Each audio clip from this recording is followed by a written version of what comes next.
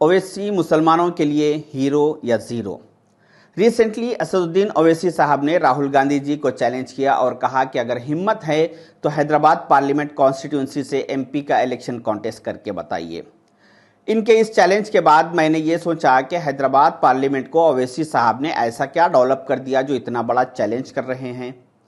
अभी हम Hyderabad parliament constituency को हिंदुस्तान के किसी दूसरे इलाके से नहीं बल्कि इसी से लगी हुई सिकंदराबाद पार्लियामेंट कॉन्स्टिट्यूंसी से कंपैरिजन डेवलपमेंट में कंपैरिजन करके देखेंगे। 1984 में पहली मर्तबा हैदराबाद पार्लियामेंट से ओवैसी साहब की एआईएमआईएम पार्टी ने एमपी का इलेक्शन कॉन्टेस्ट किया और जीत हासिल की।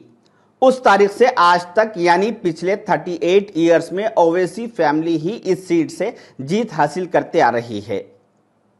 वहीं दूसरी तरफ सिकंदराबाद पार्लियामेंट कॉन्स्टिट्यूंसी में पिछले 38 ईयर्स में 19 ईयर्स कांग्रेस ने रूल किया और 19 ईयर्स